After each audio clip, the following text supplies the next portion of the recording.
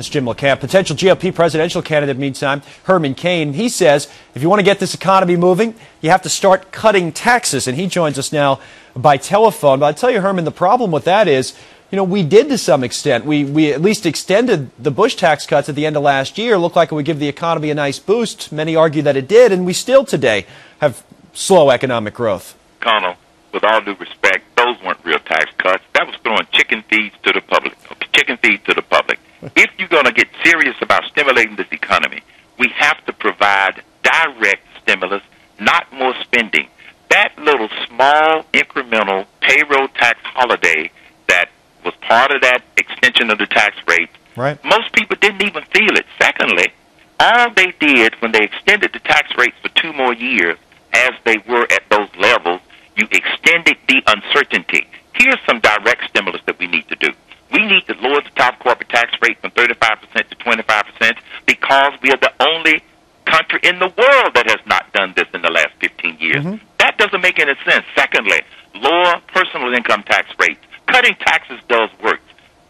It just gets demagogued by the liberals. And the other thing is lower capital gains tax rates. Okay, let me ask you something then. Say we do all of that, and a lot of those things, by the way, have been proposed by these bipartisan deficit commissions and everything else that's come out over the last few months. Many of these proposals that you're making, do we need to offset it by closing down loopholes, or is it just tax cuts across the board? Because then you get into the question of how do we afford this with all the deficits we've been running? Well, I am a part of the school that believes that the tax cuts will pay for themselves if you cut them the right way and you cut them enough, not just doing these little piddling cuts and then sit back and think this is going to stimulate the economy.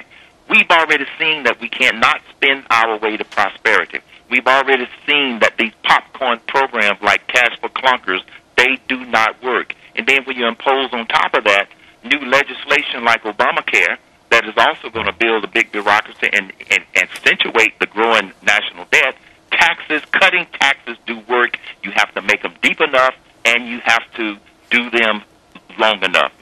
Taking this uncertainty off of the backs of the American economy is one of the big things that we need to do with lower taxes. How worried are you about inflation? We were just talking with Jim a moment ago about prices of especially food and certainly gasoline going up, and it's already hitting people, but we haven't even gotten to the summer yet. How big a problem is that going to be when gas prices maybe spike even higher come summertime? I am very worried about inflation, Connell, for the following reason. As you just showed on the screen, food prices and those things that are impacted indirectly because of the increase in transportation costs, they've already gone up. Now, here's another very frightening thing. Since gas prices have doubled within the last two years of this administration, now the consumers have nowhere else to go in order to buy gas for their car to go back and forth to work or to take the kids to school, except to take it out of other discretionary areas. Right. And so it's a compounding effect. So I'm very worried about inflation, which makes it all the more important that we need direct stimulus. Give every worker a raise with a real payroll tax holiday of 6.2% and give every employer a break for a year of 6.2%.